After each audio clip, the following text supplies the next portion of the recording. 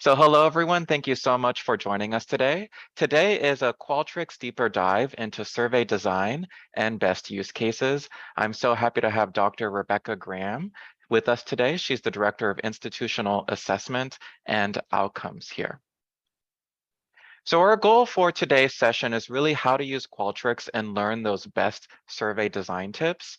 I did see in the chat box, some of you do want to learn how to get started using Qualtrics. So you are in the right place. You'll also learn some real use cases from Dr. Rebecca Graham.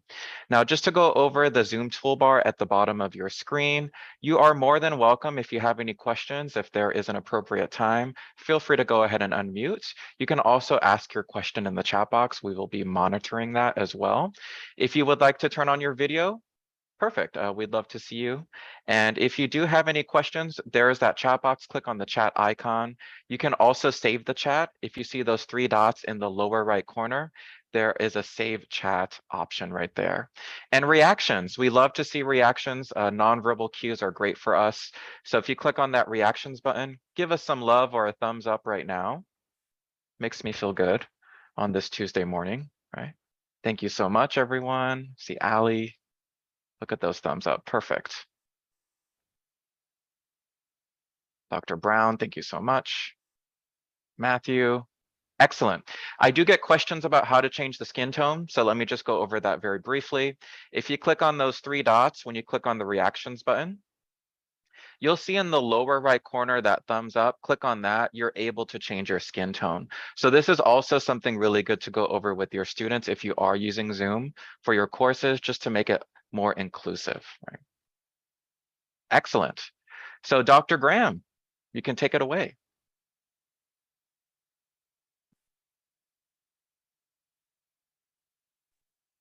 Thanks, David. Okay. Good morning, everyone. David, I have a quick question for you before we move into the actual webinar. I am wondering, do we have annotate available in Zoom? Yes, let me go ahead and put that on. That'd be great. Yep. I didn't see it as an option, but let me take a look and make sure it's there. So you should see it now, the live transcript. Does everyone see that? You should see it pop up on the bottom of your screen, whatever I'm saying. No, well, thank you for adding that as well, for accessibility, but it's also the annotate button, which is the ability to write on the slide itself. Do you have, can I get access to that? Yeah, you should have that now. I made you a co-host if you want to try that out.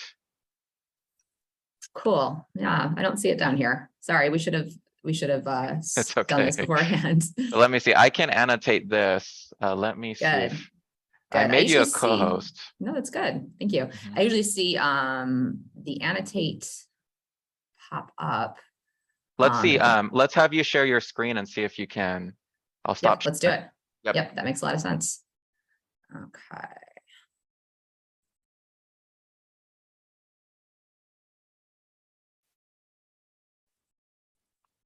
I've got my beginning screen here. Oh, there is annotate. I see it.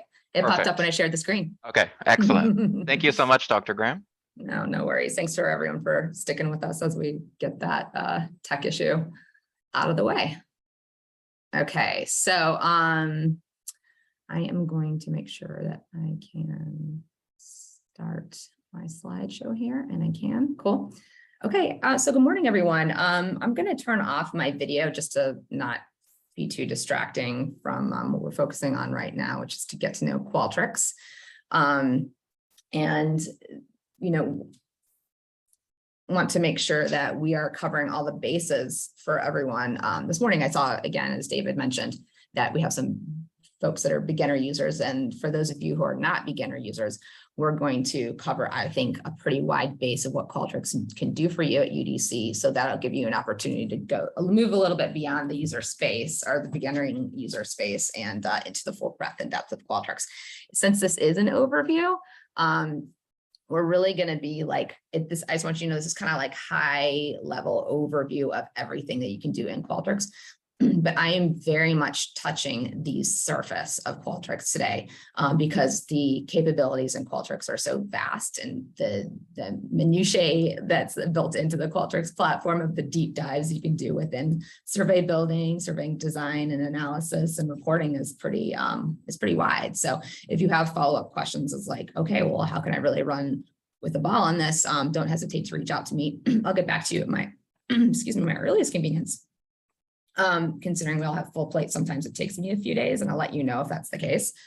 But you can also rely on Qualtrics, who has, like, honestly, the best help support I've ever dealt with, honestly, in any platform. But maybe it's because I'm the Qualtrics brand administrator, so I work with them a lot, but they are immediate, helpful, amazing, and will answer all your questions. So you can contact them through the help support on your account. And when you log into your account, you'll see that help connection. And then you can also see their, like, they have a lot of, like, online help pages that if you just Google, like, your question plus Qualtrics, you'll be able to see that coming through. And the help pages online are just vast. So no shortage of support as you really dive into Qualtrics and get to know it as a platform. So moving forward, again, my name is Dr. Rebecca Graham, Director of Institutional Assessment and Outcomes at UDC in the Office of Planning and Institutional Effectiveness. And I am the Qualtrics brand administrator for UDC, which means I am the main administrator, excuse me, for the survey platform at the institution. So our workshop objectives today, we're going to be demonstrating how to navigate the survey platform through surveys, for example, or polls that you can create in the platform, or feedback forms, for example. You can do all kinds of things in Qualtrics. You can also set up applications for, if folks are applying for something in your particular program. Really, again, no shortage of good stuff happening in Qualtrics that you can use the platform for. We're also going to discuss recommended survey design practices. And for you today as participants, we want you to be able to create a basic survey in your own Qualtrics account using the following question types: text, graphic, multiple choice, matrix, slider, and text entry. So for those of you that do not have a Qualtrics account at UDC yet, what I want you to do is I want you to type this URL into your browser. And when you type this URL into your browser, it's going to direct you to our Qualtrics single sign-on, or SSO at UDC. So we worked with Qualtrics just to set up an SSO, just like we have for Blackboard and other platforms. So once you're going to get bumped over to that SSO, and please enter in your username, your UDC username, which is your email address, obviously, and your UDC password, just like you would do in any SSO at UDC. And we'll that should get you into Qualtrics. Now, if you are receiving an error from Qualtrics or you can't get in, please share with me the specific error you were receiving in the chat. And we're going to troubleshoot that today. I'm sorry, we're not going to troubleshoot that today. Okay, we won't have the space for that since this is really an overview of Qualtrics.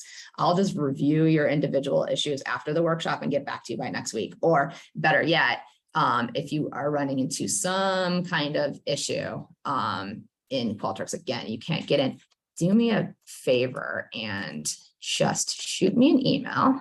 I'm going to put it in the chat. And again, maybe you send me a screenshot of the specific error that you're getting, and we'll work it out. We'll get you in. So as long as you're faculty or staff at UDC, you have free access to Qualtrics, our UDC account. So just put it in the, send me an email. There it is. And we'll work it out sometime after the webinar. Okay. Great. So today, again, what we're going to do is we're going to really focus on what it looks like to create a survey in the Qualtrics survey platform, to be able to distribute that survey, analyze the data, and then create reports. Okie doke. So what I'm going to do now is I'm going to stop sharing my PowerPoint. I'm going to start sharing my Qualtrics screen. To your question, Dean Jones, students don't have automatic access to Qualtrics. However, we do provide access to graduate students themselves. So what grad students have to do is they have to work with their their professor, their advisor, and email me, CCing their professor, or the professor can email me, CCing the student, and requesting access. So again, this is only for graduate students, and then I'll work with IT to get them access. So yes, graduate students do have access. It's just a couple of steps behind the scenes to get them going. Okie doke. So let's get you into Qualtrics now. I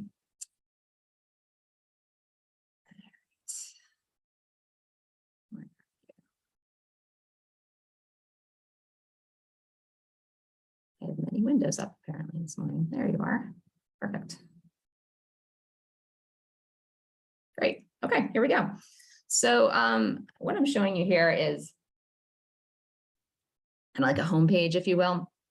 You see on the side here, I have lots and lots of Qualtrics projects, as they call them, or surveys over there. It's in my like sort of organized folder space of Qualtrics. Once you have a bunch of surveys, or if you already do, you can organize them to files, so it doesn't kind of like get overload in your homepage.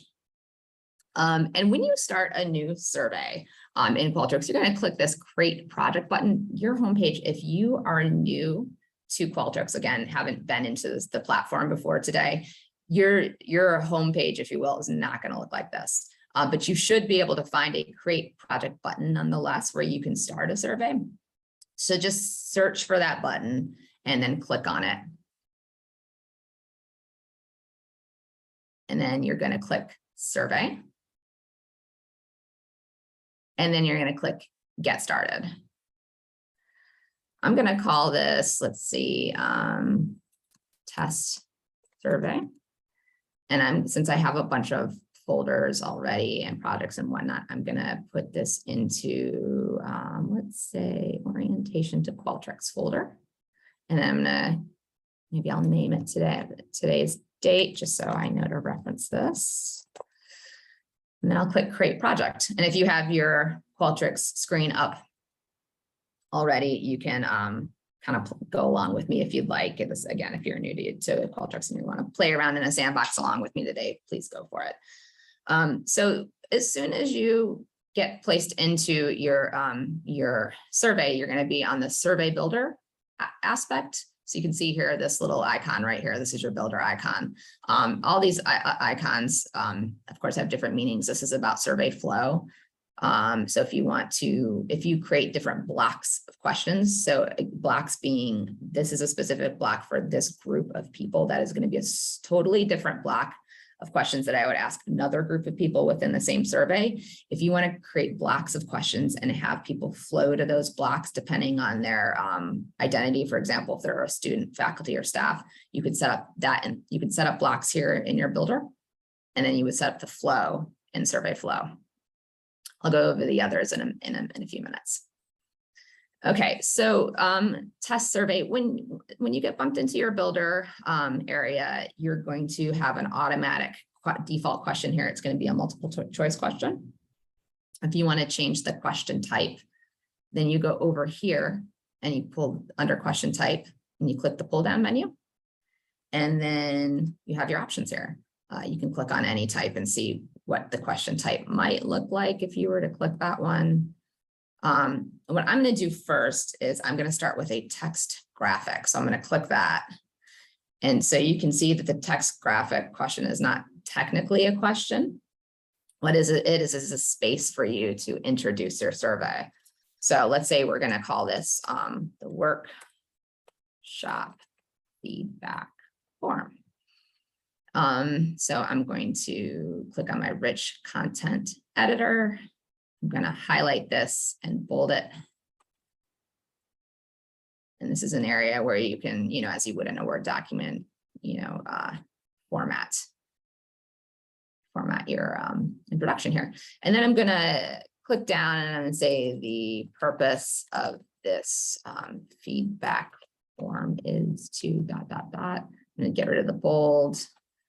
So this, again, your text graphic, quote unquote, question is an area for you to either provide a headline for, or a header for this block of questions or the set of questions. It can be a survey, a place for you to introduce your survey and provide the purpose of the survey. so that folks know what they're getting into. So that's what the text graphic question is all about. So then you want to move on and you want to add a new question. You can either add a new question below, a new question above with these two little plus icons, or you can add a new question here. This is going to add it below if you click it here. So let's do that and see what happens. So you see all of your options are set up for you to click the question type. So I'm going to click a multiple choice question down below. So let's say those of you who are interested in doing a research survey that involves IRB approval, you would click here, your introduction, and this space, right? This text graphic space, this is where you can put your consent form. So then here you can write directly below it, do you consent to participate in this survey? So Qualtrics has this kind of neat little trick over here where they give you suggested choices. They automatically just click it on if they want, to see if you want to use their choices.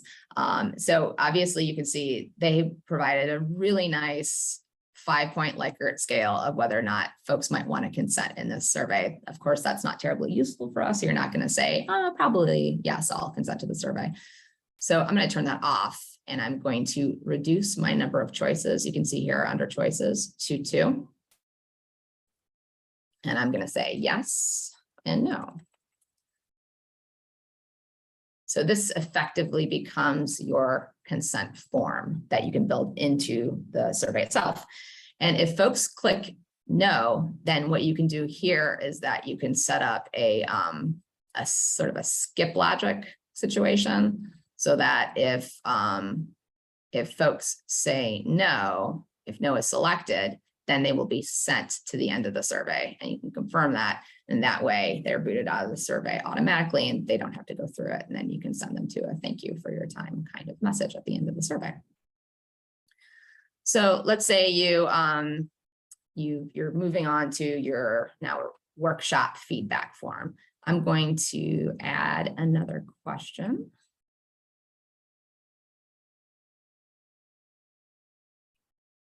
Multiple choice question. And I'm going to add a page break here. So you can see in between questions, you have the option to add a page break. Boom.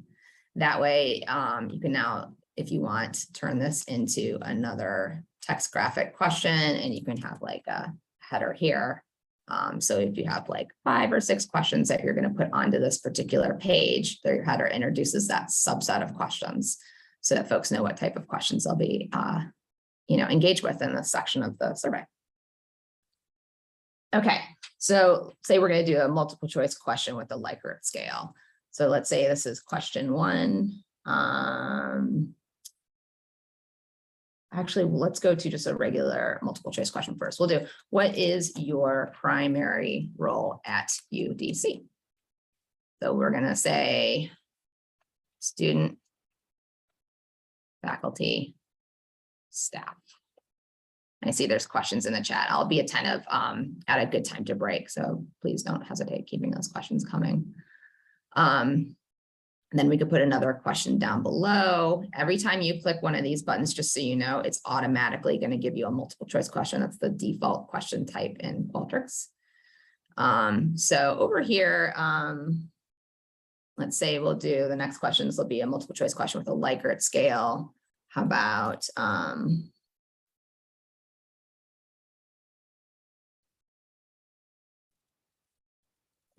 this time they're answering a statement, they're addressing a statement. The facilitator met the workshop objectives. So let's do it this way. Please share your level of agreement with the following statement. Something like that. And you can bold your 2 if you'd like to kind of make that stand out, pop out a little bit more. I'm going to give this let's start off with a 5-point Likert scale. Strongly agree.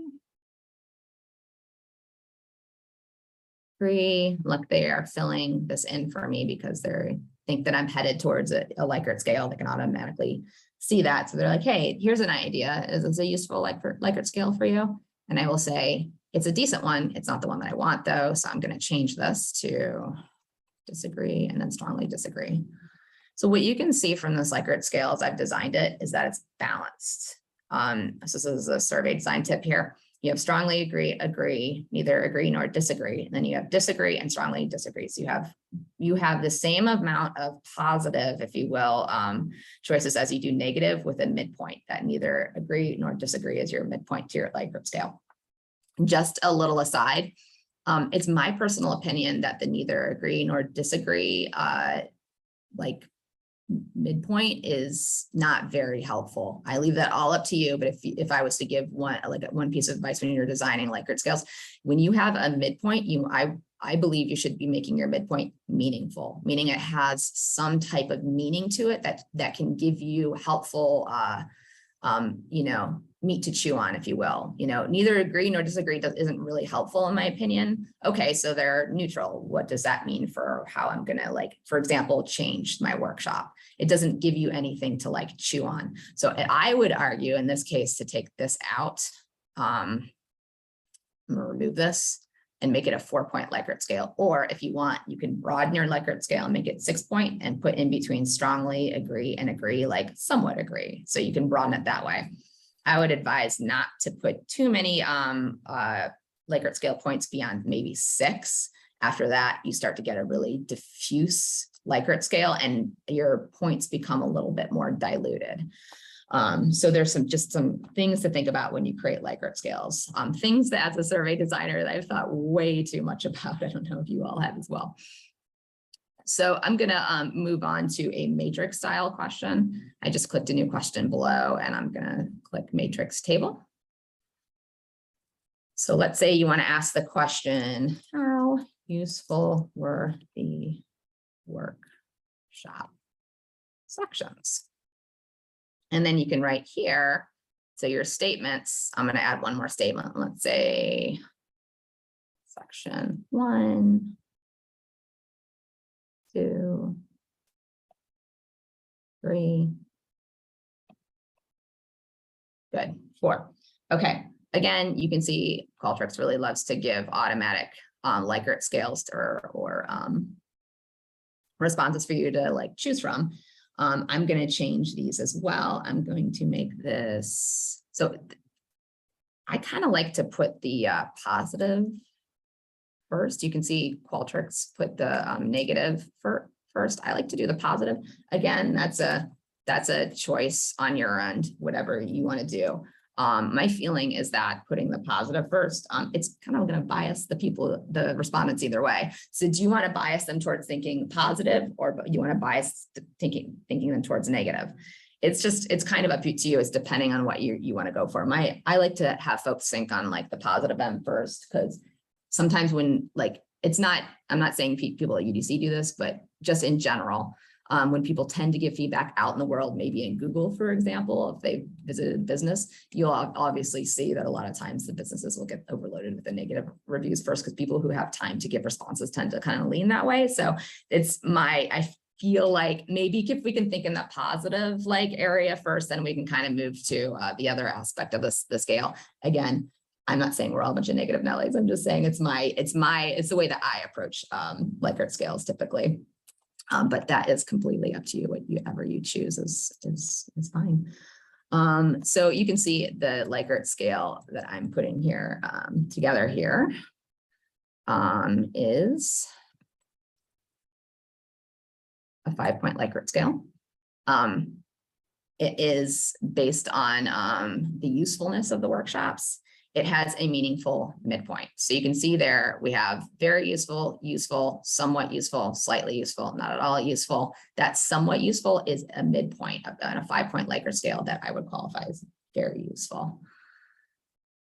Okay, so we're gonna go here and we're gonna create a slider question now.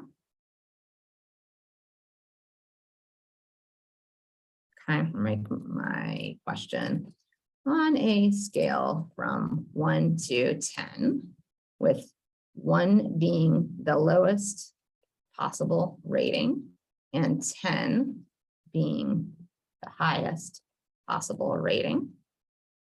How much do you love Mondays? Let's bring this to one statement. So you see again, the number of statements, very similar to the matrix question. When you designed your matrix question, you have the number of statements right over here, which are 4, and the number of scale points, which I made a 5-point Likert scale. Here, with your slider, it's the same thing, number of statements. I'm just going to give one statement here. And I'm going to say, I'm going to do a 10-point, so they have that, which is good. I'm going to make, so you see here the grid lines, they have 10 grid lines, and they say your min is 0 and your max is 100. I'm going to make that 10. Okay. Make that 1 to 10. And then you see the grid lines down here say 10. That's giving me 2 6s. So I have to reduce that to 9 grid lines. So I have 1 through 10. I am going to add 2 labels. No, I'm going to do 3.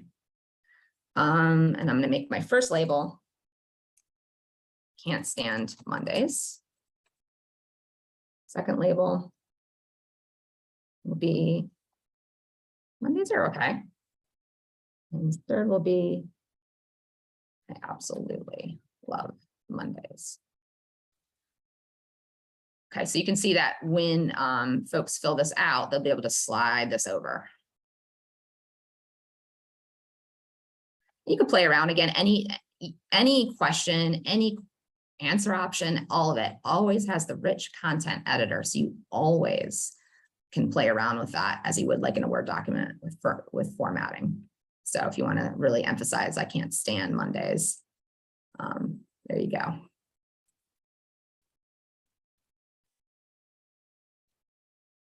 For some reason, oops, there we go. Got it. Okay. For some reason, I was getting a little blocked from Zoom there. Okay, so that's a slider question. Let's do a text entry question. And then I'll take a brief pause and see if there's any main questions about survey design. So we'll add in a text entry question.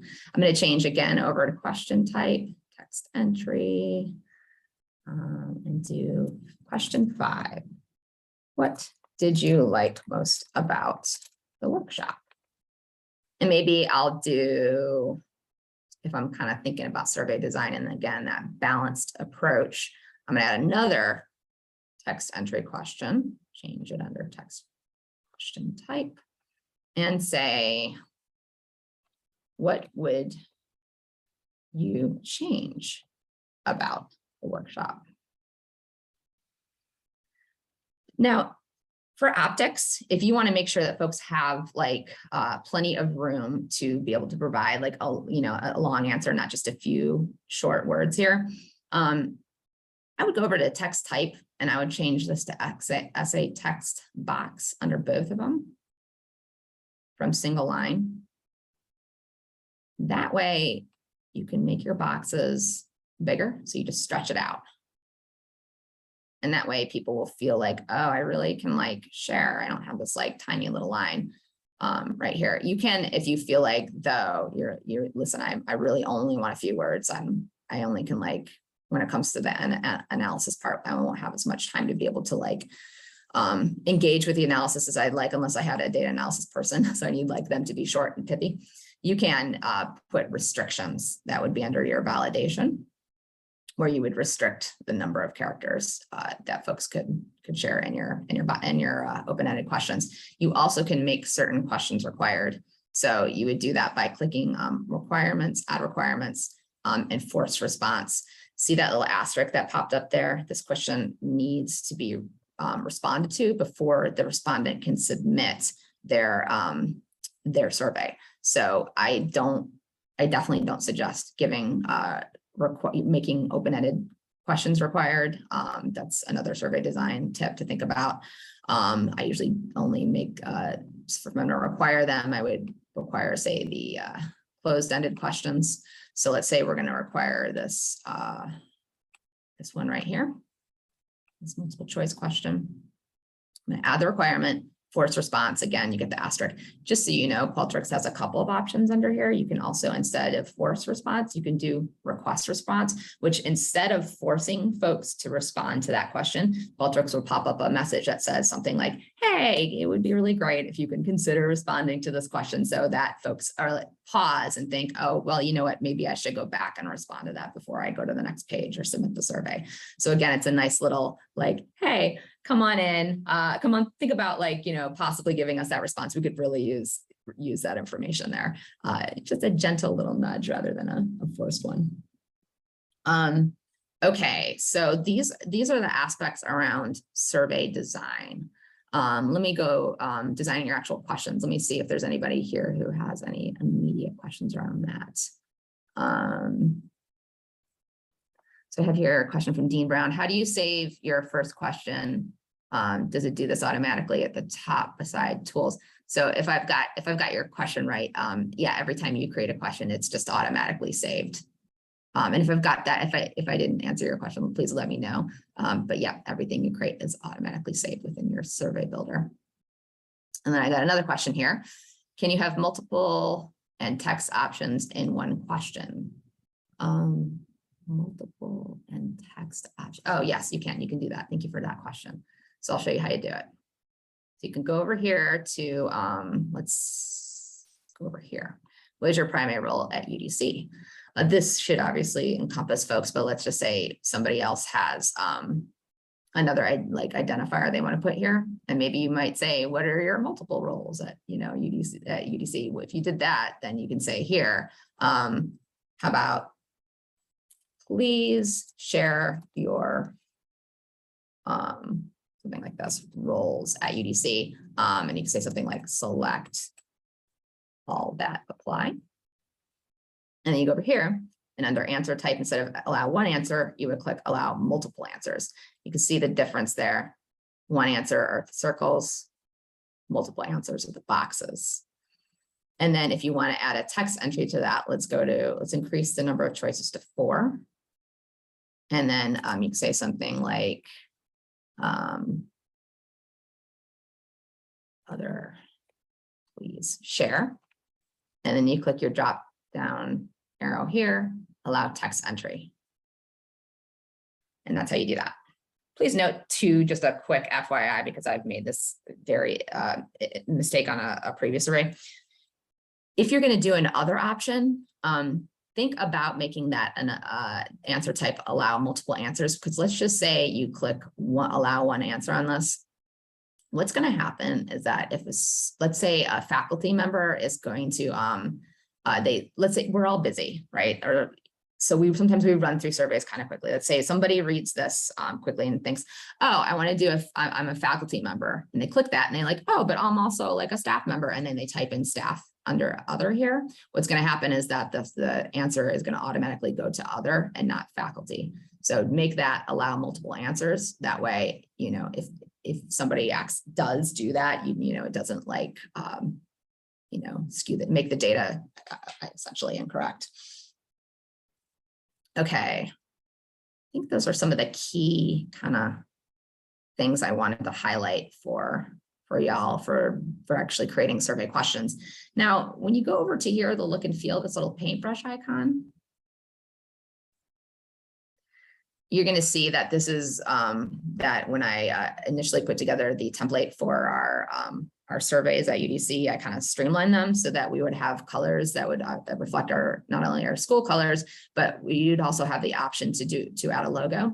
The default is not to have a logo. So if you want to change that, you can just change that to this right here, and it's going to add the UDC logo floating to the right. If you want to change the logo where it floats, then click logo, and you can make that float over to the left if you like, or centered, or whatever you'd like. If you'd like to change that to your own offices or programs or units logo, you can change that logo here. And then you can go to layout, and I'm gonna, so when you click on that, Qualtrics has a new, what they call simple survey layout.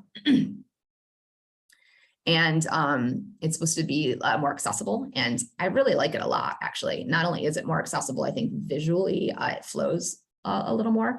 So I'm going to X out of here and show you that right now we have the flat layout as for our surveys at UDC. I'm going to probably change that over here in the template to this simple layout. So I'm going to apply that for now. And just so you know. And then one other thing I'd really like to show you over here is in survey options.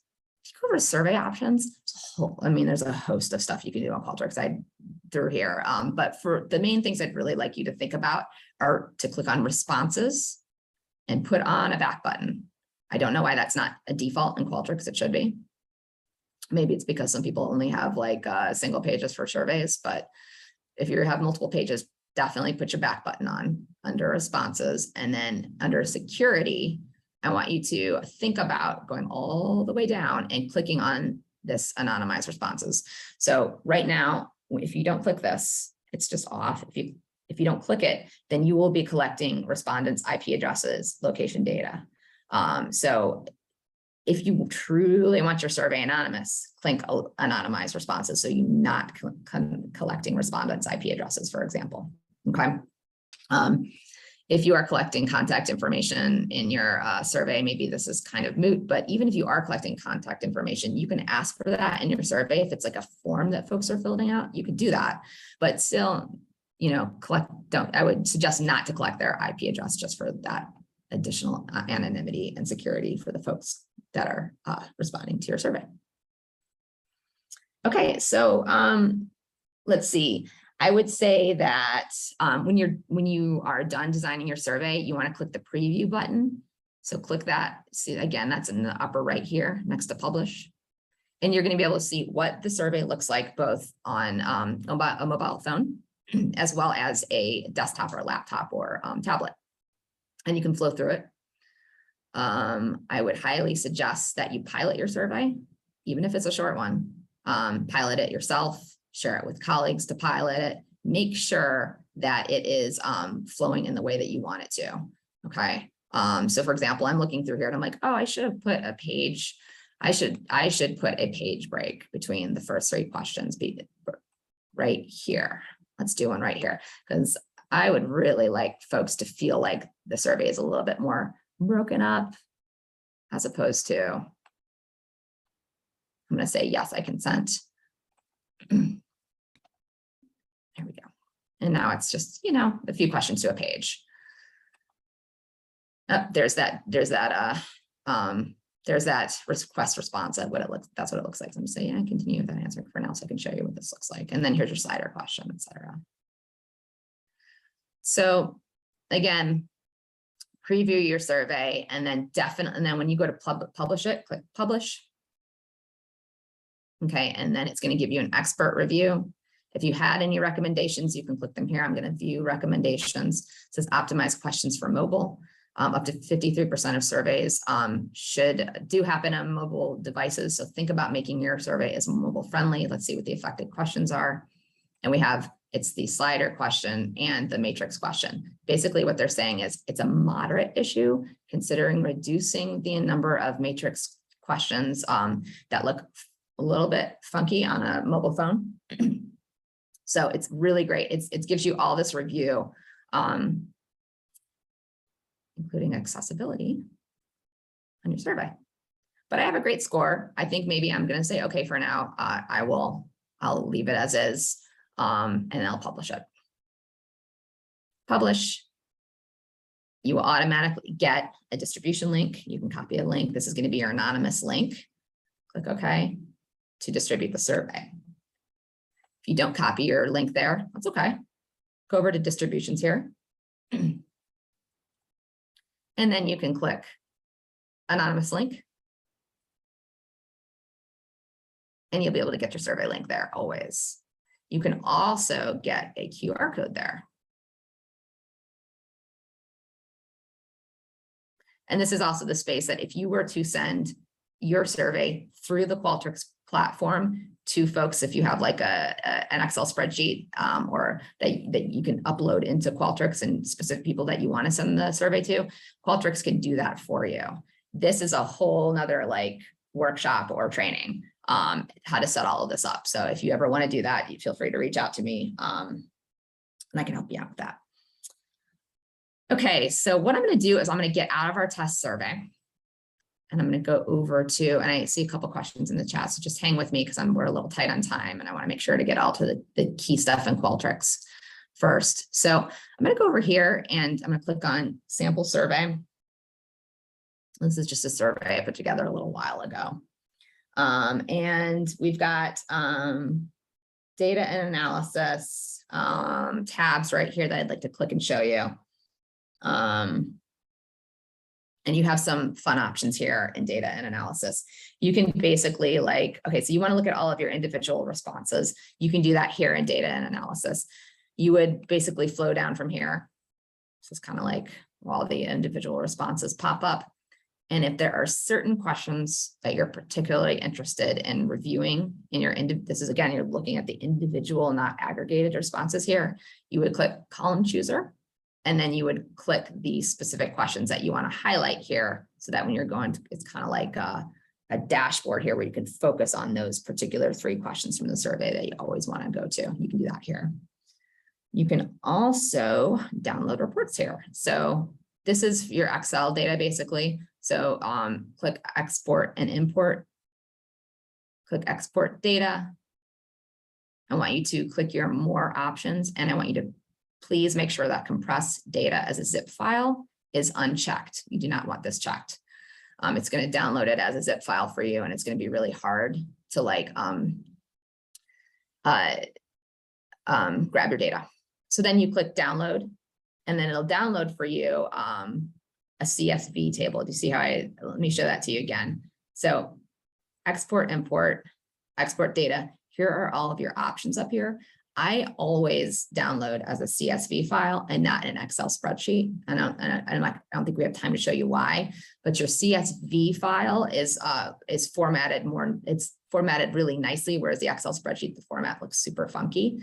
But please do me a favor. And when you download that CSV file, and if you make any modifications to your CSV file, which you probably will, because Qualtrics is going to give you about 10 lines of unuseful data, that you'll probably want to delete out of your spreadsheet, make sure to then save it as an Excel workbook.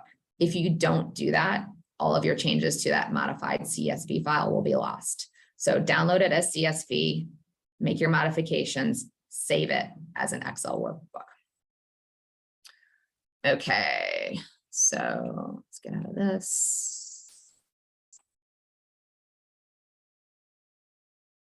Just click download just to do that for now. Close that. Okay, so over here, same tab, data and analysis. If you go to text IQ, this is where you can look at open-ended questions and doing a little bit of analysis here. So we have this open-ended question of what advice would you give to another student who is taking this course? You see all of your 15 comments here from the survey respondents.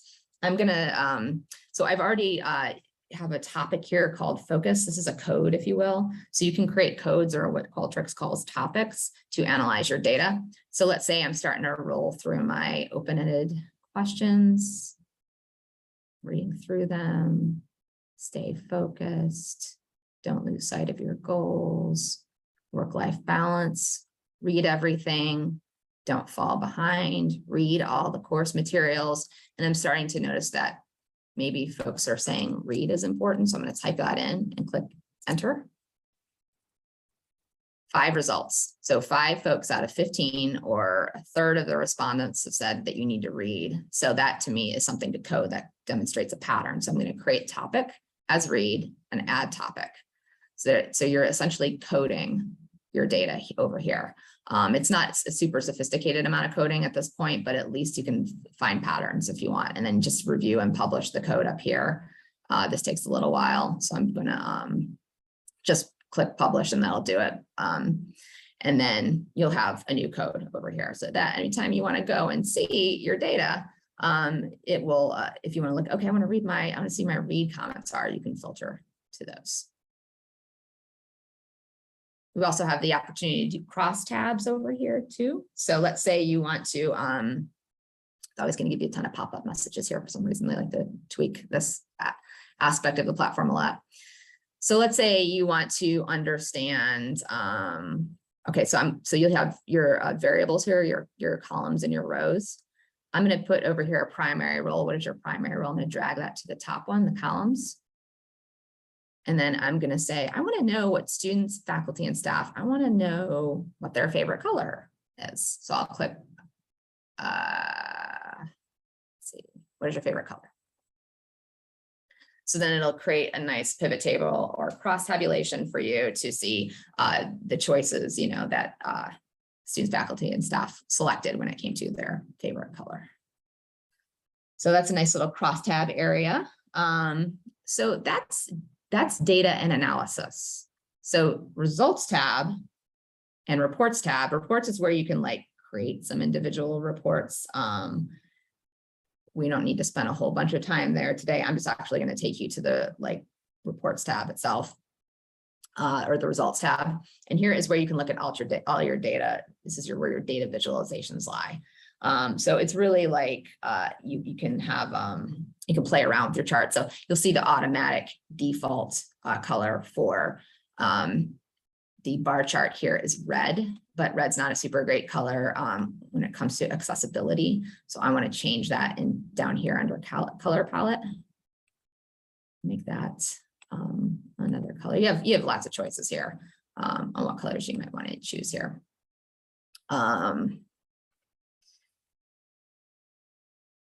So we have charts, we have tables, word clouds. You can see you'll get your descriptive statistics automatically as well. And then you have your tables underneath. So kind of the automatic stuff there. Over here too, I just want to kind of scoot you down a little bit here, mindful of time. Oh, here, say you wanted to create a pie chart. I have a pie chart here of folks' favorite color. So you can see all the individual slices of pie are the colors themselves. You can do that kind of thing with the pie chart. You can't really do that with the bar chart necessarily. All the colors will be the same there. There's a stacked bar chart, what that looks like. You have, get to your open-ended question here so you can see what those data look like over here. So the open-ended data that we just looked at over Text IQ, here it is over in the aggregated aspect over here as well. What advice we give to another student who's taking this course? So you can just read through here. You can't code here, but you can read through here. You can look at the individual responses here. So I want to know what the open-ended response is in connection with all of the other responses. I'm curious about that. You can do that here. So look at the individual responses. And then you can say, maybe create a word cloud and see if that helps too. Their word clouds can be really great, or they can not be great, because as you can see, what happened here is that it looks like the responders are saying, don't read. That's probably not what you want to feature, because I don't think that that's what respondents said. But you can play around with the word cloud, edit stop words, for example, and start to pull out don't, for example, if you've analyzed the data and said, oh, folks didn't say don't read, they said don't do this, and then they also said read. You can play with the words that pop up here. You can play with the colors, etc., and you can download that, and grab that, export that as an image file, creating word clouds there. Okay, let's say you want to download reports. What you do next, you've created a report here, essentially. You know what, let me show you one more thing. I'm going to add a filter to this. So let's say you want to know what students specifically said, right, in response to your survey. You can create a separate student report and go to what is your primary role is student. And then it's going to filter out all the faculty and staff and only have the students here. That way you can see the disaggregated data by students.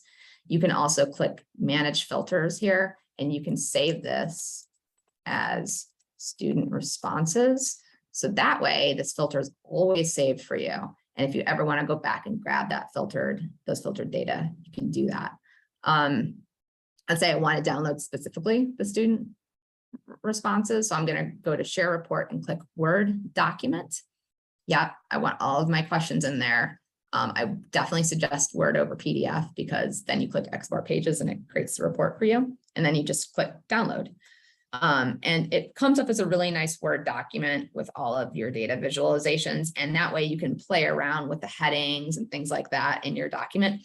You can't change the images of the data visualizations themselves. Those are static, but you can change the size, and you can change the tables and the descriptive statistics, and even delete some things in your report too. So, okay, so at this point, since we're kind of running out of time, I was going to try to practice something with y'all, but I mean, I think for today, I think this covers sort of some of the main aspects of Qualtrics that I really, truly wanted to show you. It's so nimble, and I know Professor Deb Cohen is going to be doing a follow-up with you all in about a month, I believe, where she's going to be showing you some neat stuff that you can do, like from kind of like a classroom aspect in Qualtrics. So I'm grateful for her for following up in that regard. So that way that people can, like, you folks can follow up and know how you can kind of pull this into your classroom now and do some of the neat stuff that she does in hers. There's so many examples of what you can do in Qualtrics. It's great. It's just great. So I'd also highlight for you that there are on-demand trainings within Qualtrics that are available to you. So you would click that URL right there, that Basecamp URL. And when you do, you're going to be directed to what you see on the left-hand image there. You want to put your, instead of putting your username and your password in there, you want to instead click sign in with SSO. And then when you go over to this next this image right here, you're going to click UDC in organization ID, and then click continue, and then you'll go through our SSO, okay? And then you'll get into their Basecamp, okay, which is all of their trainings. And so they have a lot of like pretty helpful video trainings. Some are a little drier than others. And some of them, I'm not gonna lie, are gonna try to get you to say, for example, if you're gonna get over to a Text IQ training, they have like a lot of bells and whistles in Text IQ that we don't currently have access to. So it's gonna feel like not super helpful, you know what I mean? But some aspects of those video trainings are pretty great, and they're expansive, and there's a lot of them. So you can do on-demand training there as well. So I can't highlight that enough. And again, tip my hat to Qualtrics for just having all these ways for us to learn how to really use the platform in amazing and nimble ways. And again, as you practice, just when you get in, if you haven't gone in yet, just use the our udc.qualtrics.com SSO and sign in with your UDC email and UDC password, and that will get you an account. So I see some questions here. Again, very mindful of the time. Deb, Professor Cohen, thanks for putting in your follow-up. I think, did David do that? Thanks, y'all, for just putting in the follow-up. Qualtrics workshop. Really appreciate that. Really, please do join Professor Cohen. She does some really awesome stuff in her classes. And yep, just gonna focus on QR code for class attendance, et cetera, monies to point, et cetera. So great. So I want to bounce it over to David, mindful of the time. Thank you all for joining me today. I guess I can also be a visual person, like make myself on video for a minute so y'all can see me, and just really appreciate your time today. I kind of went cover the top of what you can do with Qualtrics. There's so much underneath, so don't hesitate to reach out to me if you have any follow-up questions. And thanks again, everybody. Hope you have a great week. Yeah, David, Dr. Graham, that was wonderful. I took notes throughout. Again, this is recorded, so I will be putting this up on our YouTube channel. If you do have any questions, feel free to unmute or put those in the chat box. Let me go ahead and put some links in the chat box as well.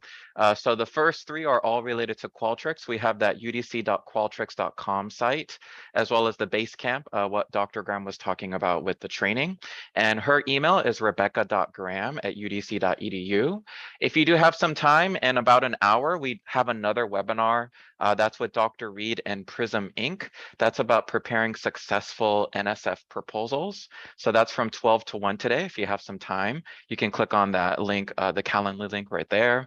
We have our Cal Help Desk email, as well as our PD sign up, our YouTube channel, and our survey. So I do want to just quickly go over, though, how to access Qualtrics. You can do it from the website, but you can also do it two ways. So let me go ahead and share my screen. So first one, if you are on My UDC, if you go to the left side on the toolbar and click on Quick Launch, you'll see right here, click on Load More, and you'll see a button that says Qualtrics. So that's one way to access Qualtrics really quickly. Once I click on that, it'll take me to the Qualtrics page. There's a second way. So if you're on My UDC or the Blackboard portion, so here's the Blackboard site. You can see the announcements at the top. If I scroll down under useful links right here, there's a link for Qualtrics as well. So those are two ways to access Qualtrics right there. And then again, as Dr. Graham said earlier, Professor Cohen will lead a workshop with us on November 3rd. That's a Thursday from 12:30 to 1:30 p.m.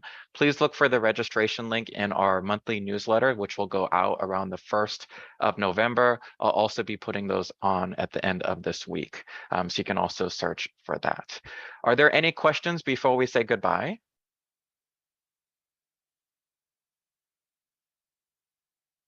But yes, another kudos for Dr. Graham. That was a great session. I really learned a lot. I know I keep saying I will start using Qualtrics. I will start using it now. But thank you again, everyone, for joining us today. We hope that you really got a lot out of this session, and we hope to see you again very soon. So have a great week. Bye-bye, everyone.